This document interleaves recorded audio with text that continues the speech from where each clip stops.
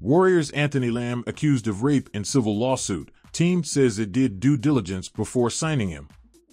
Golden State Warriors forward Anthony Lamb has been accused of rape in a civil lawsuit filed against the University of Vermont by 3 former students who allege that the school showed a deliberate indifference to student-on-student harassment and sexual assault.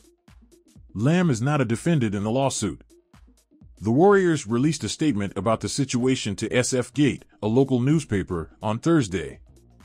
Anthony is not a defendant in this recent lawsuit and, to our knowledge, he has never been charged with any wrongdoing in any legal case. Prior to signing Anthony in September, we did our due diligence with the NBA and his prior teams, as we do with all players.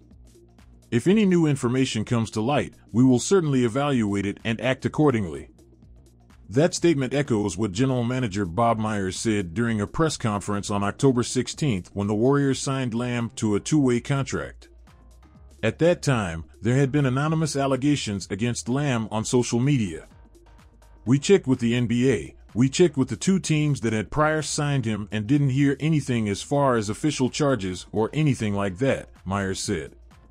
It's tough because we take that very seriously. In the lawsuit, Kendall Ware, a former swimmer at Vermont, accused Lamb of raping her at an off-campus party. Ware reported the rape, along with 2 other incidents involving Lamb, to the school's Title IX office, but alleges her complaints were mishandled. Ware had previously spoken publicly about her experience, though at the time had not publicly named Lamb. I was continuously misinformed, and I truly don't think UVM, the athletic department specifically, wanted me to do the formal investigation because he would have been found responsible, Ware said in an interview on October 3rd. I was 19. It's not something you are expecting to navigate at that age, especially when people who are supposed to be protecting you and having your best interests at heart aren't doing that and are giving you the wrong information over and over again.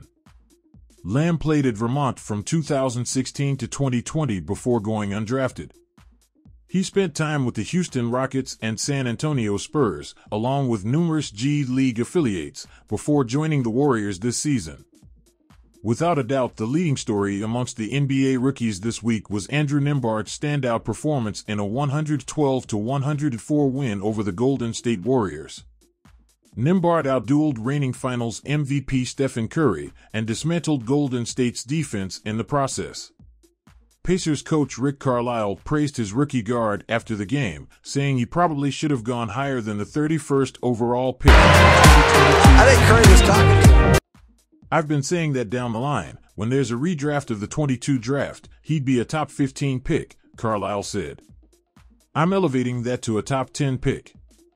He really is a special player. Given how much of an impact Nembhard has made on the Pacers since being inserted into the starting lineup, that's not a completely outrageous statement to make.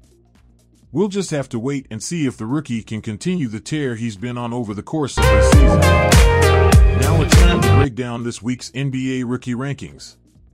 Keep in mind that these rankings will reflect a rookie's performance on a week-to-week basis only, not the collective season.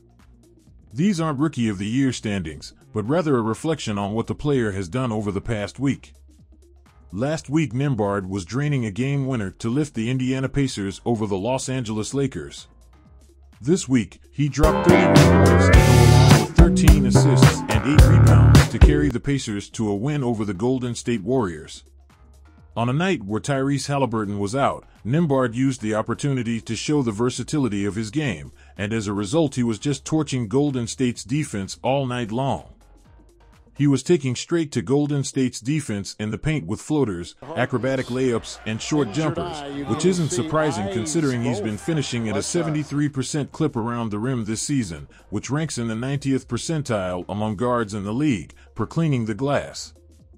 The off-the-bounce scoring was impressive, too, working in some step-back threes or stopping on a dime and hitting a fadeaway jumper. Nembhard was hitting shots that we're accustomed to seeing from Stephen Curry, and he was doing so while the 2-time league MVP was guarding him.